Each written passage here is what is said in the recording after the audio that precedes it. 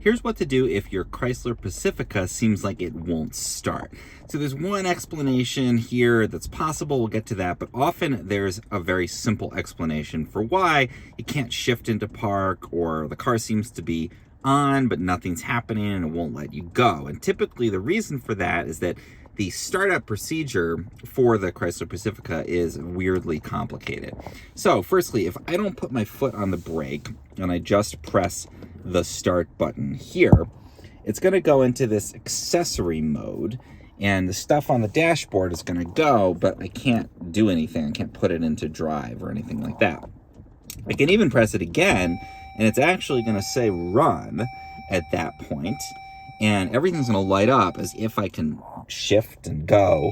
And I can even now put my foot on the brake, like I'm going to here, and I can even shift.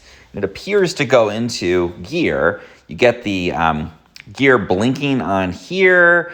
You get and I've got, again, I can push the pedal down. I've got the backup camera as if it's going to go, but it's not going to go anywhere. So this is where people get really confused and think that something is broken.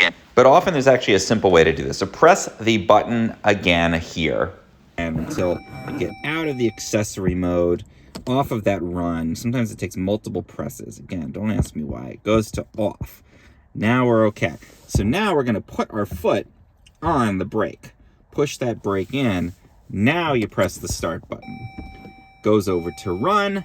The car will be ready to shift into reverse, shift whatever we want to do. I'm not going to actually go because I'm holding my phone. I don't want to move the car. But you can then use it as normal.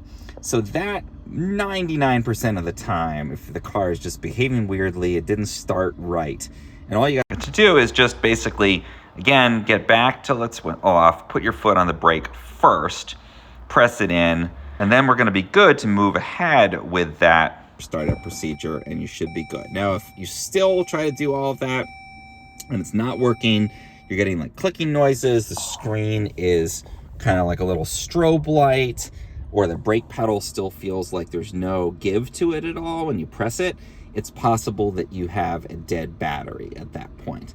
So that's the point to get in a jump start or call a tow truck.